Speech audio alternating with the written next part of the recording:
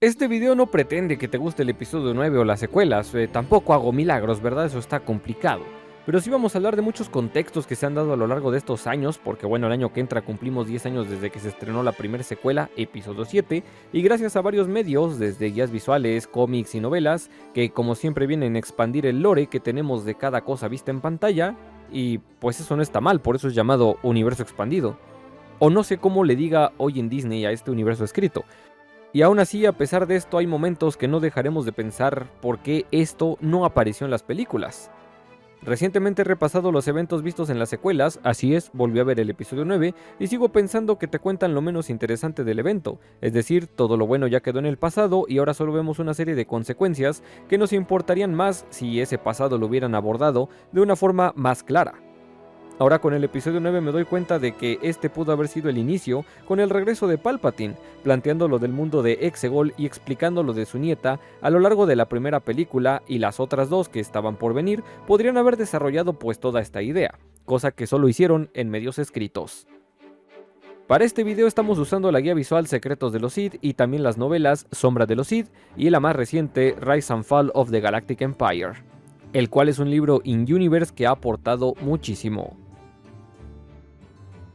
Antes de comenzar, ya te la sabes, recuerda seguirme en todas mis redes que están en la descripción de este video. También ahí puedes encontrar a mi banda Shattered Kyber, mi Instagram Yeshua Revan y muchas más para que me vayas a seguir. Y ahora sí vamos a comenzar con el contexto de estos personajes y sobre todo de algunos lugares que pudimos ver en el episodio 9. Exegol. Actualmente el tema de Exegol se ha establecido como la tierra prometida para los Sith.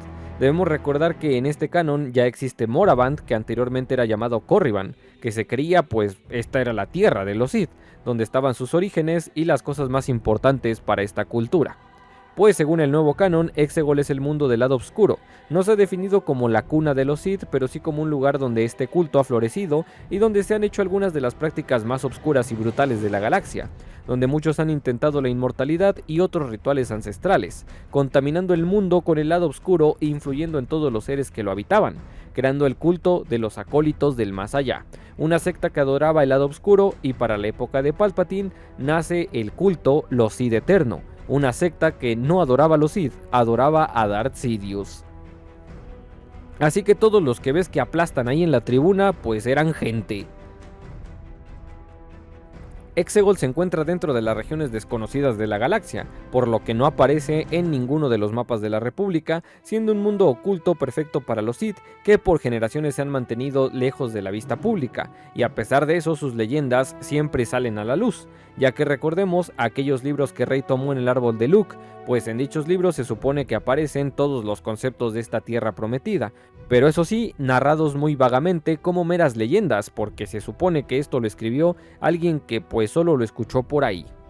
¿Te has preguntado por qué este men, el Bimun King, sabe mucho acerca de los Sith durante todo el episodio 9? Pues según la guía visual este se puso a leer los libros de Rey, y esto de los Sith pues ya había pasado a las historias que le contarías a tus amigos en una noche jugando Master of Teräs-Käsi, porque todos jugamos ese juegazo con nuestros amigos, ¿no? Para la época del Imperio Galáctico, Exegol ya había sido descubierto por Palpatine debido a los transpondedores, los cuales ahora eran considerados una reliquia que ha pasado entre varias generaciones de los Sith. Incluso Vader había viajado a dicho mundo y vería la construcción de los primeros cruceros que más tarde formarían parte de la Última Orden, por lo que este plan también fue una cosa de muchos años. Vader por su parte había mantenido su transpondedor u orientador Sith oculto en una de las zonas más inhóspitas de Mustafar, zona que pudimos ver también en Vader Immortal y bueno, al inicio del episodio 9. Y Palpatine lo había dejado cerca de su trono en la segunda Estrella de la Muerte. El orientador es un objeto muy antiguo y a día de hoy aún no sabemos quién los hizo. Otro visitante que hay que recalcar de este mundo es Ochi de Bestun, asesino de los padres de Rey, quien había trabajado para el emperador durante las guerras clon ya por un largo tiempo como cazador de Jedi. Ochi era un mercenario involucrado con los Sith que quedó extasiado al conocer el poder que sentía en Exegol, cosa que después sería usada en su contra, pero ya lo explicaremos más adelante. Exegol era un mundo embriagante para todo aquel que quisiera el poder, y por ello ese fue el lugar donde Palpatine llevó a cabo todos sus planes. Los padres de Rey. Vamos a seguir con la protagonista de estas películas y ese afán que tuvieron por darle importancia a su pasado y a sus padres.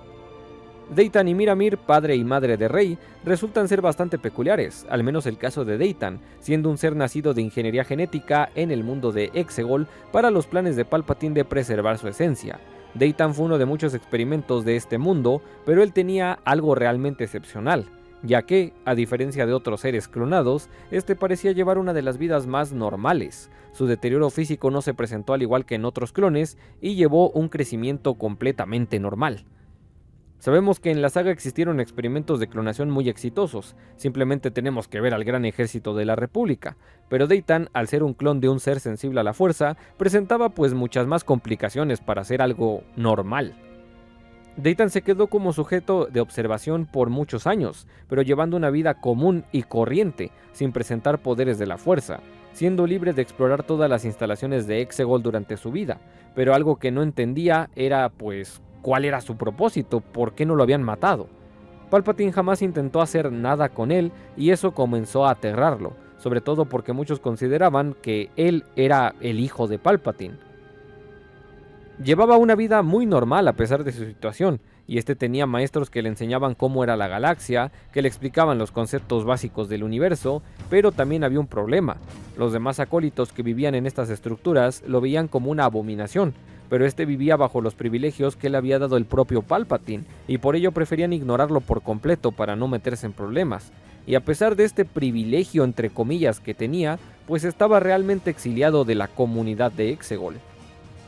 El miedo crecía cada día en Daytan debido a la incertidumbre de su futuro, por lo que decidió escapar. Según esta novela, en Exegol solían llegar algunos cargueros con cosas para la gente del planeta. No se da mucha explicación, pero he de decir que se me hace muy extraño que exista el comercio en Exegol, porque bueno, se supone que es un mundo completamente inhóspito y que necesitas el transpondedor y que no hay rutas, ¿no? Pero bueno, se supone que aquí hay comercio.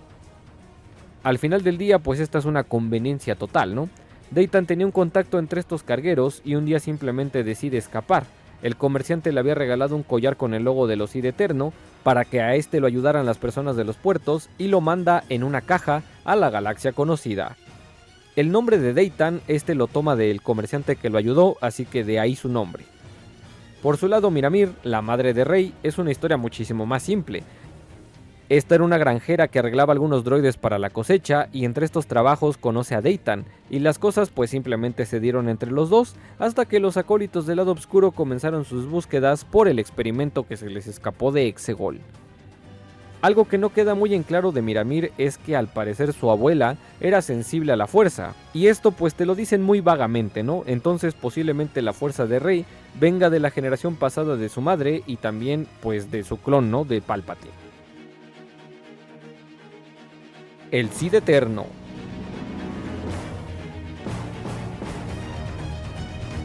Los Sith Eterno comenzaron una búsqueda desesperada por Daytan usando varios recursos.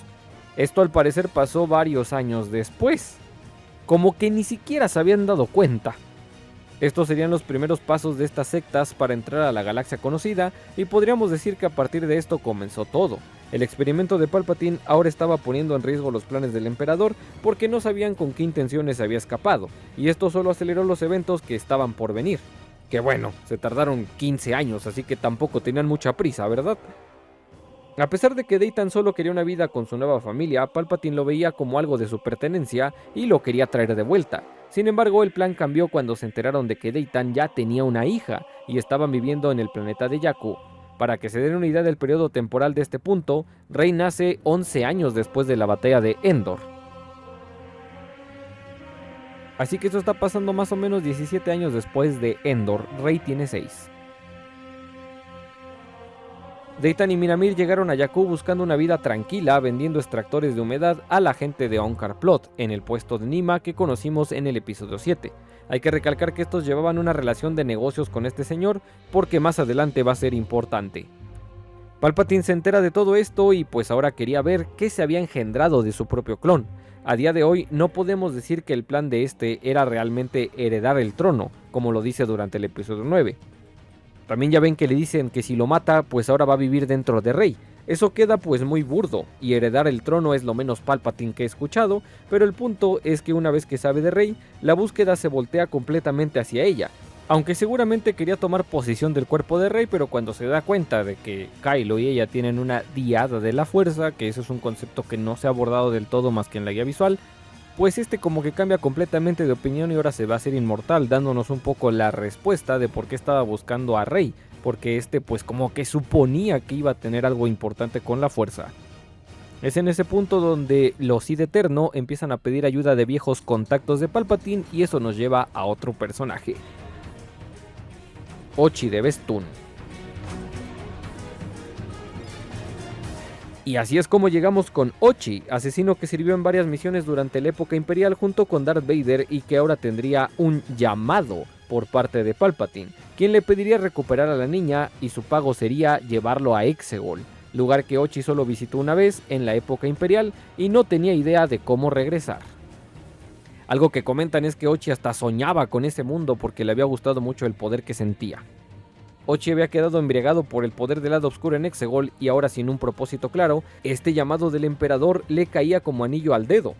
Los Sith Eternos aparecieron ante él como meras sombras y le entregaron un artefacto creado con magia Sith, una daga que no solo lo guiaría hacia Exegol cuando su trabajo estuviera completo, sino que también esta arma lo protegería y le daría poderes. La daga es una creación hecha por los Sith Eterno y no es tan antigua como pensábamos o como lo mencionan en la película. Esto la verdad me hace más lógica porque entonces fue creada solo unos años antes de lo que vimos en las películas, más o menos 13 o 14 años atrás. Y como fue especialmente creada para Ochi y su camino a Exegol, pues aún es una tontería que tenga la forma de la Estrella de la Muerte, pero la verdad mejora bastante el concepto.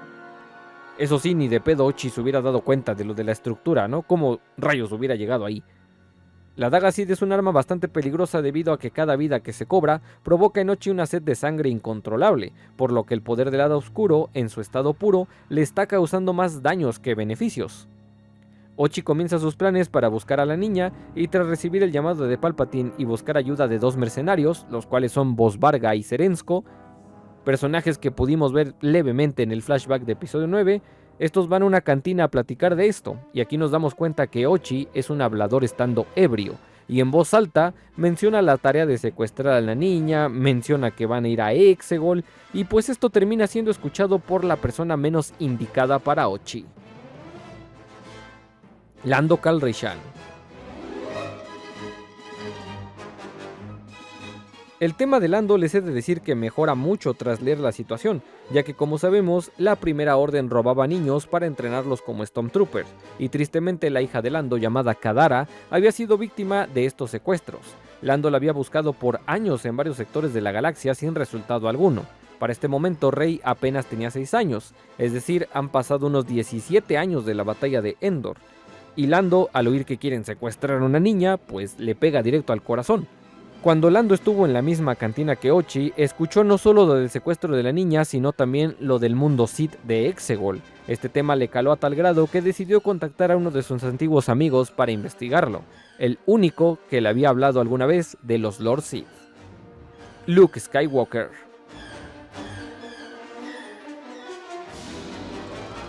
En episodio 9 se menciona de que Luke y Lando buscaron a Ochi, y pues resulta que fue para ayudar a la familia de Rey. Hay que resaltar que ellos jamás se enteraron que esta niña era Rey, solo sabían que era una familia en peligro. Luke comenzó la búsqueda por Exegol debido a la información que Lando escuchó, y por su parte, este estaba esforzándose por salvar a aquella niña de las manos de este mercenario. Ambos tenían motivos suficientes para buscar a la familia, uno buscaba Exegol y el otro buscaba a la niña. En su viaje juntos siguieron a la familia a unos cuantos pasos de distancia, pero nunca lograron conocerlos debido a que Ochi y otras facciones de seguridad de remanentes imperiales nunca dejaron de presionarlos. Durante toda la aventura, estos solos ven de lejos a Daytan y a Miramir y a una Rey de 6 años. No tienen más interacciones y eso es bueno porque si no sería medio contradictorio. Nada más para aportarles el dato, una de estas facciones que también estaba ayudando a Ochi eran los imperiales de Pride, el comandante que podemos ver en Exegol que según le va a ayudar a Palpatine, como en las antiguas guerras, uy sí, hace un montón. Es evidente de que pues fracasaron en su visión y los padres de la niña terminaron muertos en manos de Ochi, pero la versión que tenemos de los hechos es bastante complicada y aquí te voy a responder rápidamente a las dudas que dejaron las secuelas, que pues tal vez ni siquiera habías pensado, ¿verdad? ¿Por qué la nave que dejó Rei en Jakku era la nave de Ochi? Unos días antes de que Rei fuera dejada en Jakku, sus padres habían planeado enfrentar a este mercenario de una vez por todas, pero no querían arriesgarse a morir y que de todos modos se llevaran a su hija. Por ello el plan era robar la nave de Ochi y dejarlo varado en algún mundo mientras ellos iban a Jakku a dejar a Rei con Onkar Ploth, con quien hicieron el trato de que la cuidara, mientras estos se encargaban de unos negocios, los cuales pues eran matar a Ochi. Onkar acepta por la relación de negocios que habían llevado años atrás. Deitan y Miramir lograron robar la nave de Ochi con ayuda de Lando, aunque Lando nunca habló directamente con ellos, pero los ayudó disparándole a las tropas de Ochi a la distancia, y cuando regresaron a Jakku dejaron a Rei y volvieron a partir en su misión para matar a Ochi. ¿Qué hacía la nave de Ochi en Pasaana? Esta parte resulta la que tiene más conveniencias para este guión, y es que cuando dejan a Rei con Onkar, Miramir encuentra un collar de los Aki-Aki, residentes de Pasaana, en los estantes de Onkar Ploth. Esta decide tomarlo como símbolo de buena suerte. Cuando despegan en la nave de Ochi saliendo de Jakku, fueron encontrados inmediatamente por este mercenario en la órbita, ya que remanentes del Imperio habían puesto un rastreador para saber si Ochi realmente estaba trabajando, cosa que terminó jugando a su favor porque los pudo rastrear fácilmente. Así que pues Ochi mató a los padres de Rei en cuanto la dejaron con Onkar Ploth. Tras asesinarlos, notaría que Miramir llevaba un collar, lo que le hizo pensar que Rei seguramente había sido dejada en Pasaana mientras ellos intentaban despistarlo. Ochi dejaría los cadáveres de los dos en una caja en la órbita de Jakku y partiría hacia Pasaana. Tristemente, esta caja con descuartizados sería recuperada por Lando, quien ahora sabía que su misión había terminado de la peor forma, y seguramente la niña había sido secuestrada. Pero ya ven cómo es una conveniencia bien rara, así como que encontró el collar y dijo, pues si tiene el collar debe de estar en Pasaana. Y bueno, por eso Ochi fue a buscar a Rei a ese mundo. Pero, ¿cómo murió Ochi?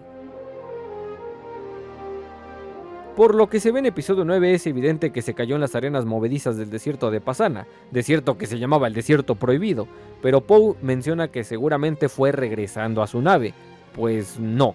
Ochi llegó a Pasaana en un estado crítico, ya que tras haber usado la daga contra Deitan y Miramir, y de hecho también la usó contra sus propios hombres en este ataque de ira, este terminó completamente corrompido por la daga, lo que ocasionó que se pusiera ebrio para evitar este sentimiento, tomando incluso el anticongelante de la nave para evitar oír las voces que empezaba a escuchar en su cabeza.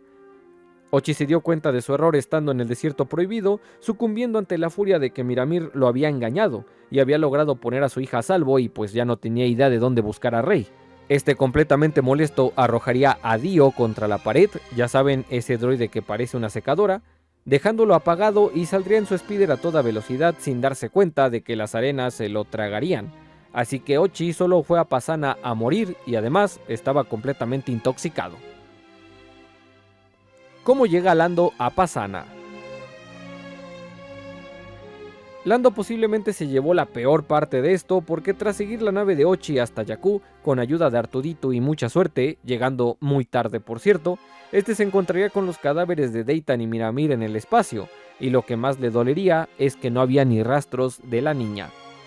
Lando viviría con la incertidumbre de si la niña había sido entregada a los Sith y que si Ochi seguía por ahí, pues también más niños seguirían en peligro. Lando y Luke se separarían en este momento, pero la última vez que se verían sería varios años después porque gracias a los contactos de Lando, de una de sus antiguas amigas de la guardia alada de Bespin, le darían información y es que habían encontrado la nave de Ochi. Luke y Lando llegarían a Pasaana muchos años después, pero los dos llegarían a la misma conclusión, el rastro ya era demasiado frío. En este momento Luke seguiría por su búsqueda por el antiguo mundo de Exegol y Lando decidiría quedarse en Pasaana a la espera de Ochi, si es que todavía estaba vivo, aunque realmente lo hacía porque en ese sector de la galaxia jamás había buscado a su hija. Lando se quedó más o menos 10 años en dicho lugar con la esperanza de encontrarla. En este punto, hasta lo que pudimos ver en el episodio 9, aún faltaban 13 años para esos eventos, así que la historia de Luke aún tenía mucho que dar, pero Lando se quedaría estacionado en este mundo toda esta década. Y hablando de Luke, ¿qué aporta Luke en todo este periodo? Posiblemente el punto más destacable de Luke es su interacción con los acólitos del más allá y sus extrañas visiones del mundo de los Sith, ya que durante la novela se enfrenta a una de ellos que está exiliada. Esta era una pantorana llamada Kisa, que su historia comienza en los libros de Aftermath en un culto del lado oscuro guiado por Yupe Tashu, uno de los dignatarios de Palpatine, que quería revivir a un Lord Sith para que gobernara en lugar del fallecido emperador. Y hay que ser muy claros en este aspecto porque el Sith Eterno y los acólitos del más allá no son lo mismo. Aquí te voy a explicar un poco de los acólitos del más allá, pero no quiero meterme en tanto tema porque realmente la información aún está saliendo. Esto lo pretendía hacer con una máscara Sith de un antiguo rey llamado Exim Panchar. Dicha máscara fue puesta en Kisa y poseída por el espíritu de este antiguo Lord Sith, quien la enloqueció y mató a Yupe, escapando en la galaxia justo antes de la batalla de Jakku y quedando oculta de toda vida pública hasta unos 15 años después, que gracias a los movimientos de los acólitos del más allá, esta despertaría. Luke sería quien se enfrentaría a Kisa con ayuda de una antigua compañera de culto llamada Comat, quien se había redimido al ver que su amiga había quedado completamente loca tras el ritual que había hecho Yupe Tashu con la máscara. Esto provocó que abandonara el camino de los acólitos del más allá, y ella también sería una pieza clave para rastrear a Ochi con la antigua magia Sith. Al final, Luke quedaría intrigado por cuántos cultos del lado oscuro había en la galaxia y con la duda del paradero de Exegol, además de los peligros que corría su creciente orden Jedi. Este sabía que debía prestarle atención a sus estudiantes y entre ellos pues a su sobrino Ben Solo. Un punto relevante es que durante este periodo Luke exploró los templos Jedi y uno de ellos fue el de Titan, el que conocimos en The Mandalorian, donde logró llevar su espíritu a Exegol pero fue atrapado por los acólitos.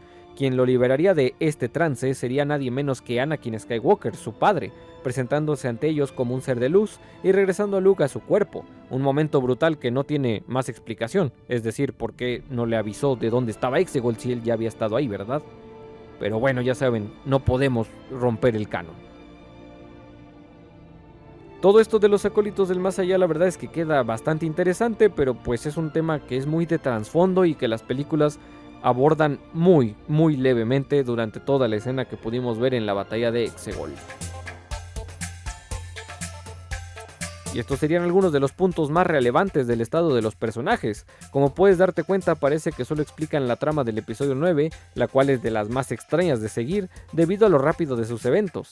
Espero que esta explicación les haya quedado en claro porque me resultó bastante complicado hacer un resumen de estos libros y que ahora vean desde otra perspectiva los eventos que quizás pues no habían tenido tanto contexto, ¿no? Déjenme sus comentarios si tienen alguna duda y pues los estaré contestando con mucho gusto porque este es un tema realmente enredado. Nos estamos viendo en la próxima. Bye bye.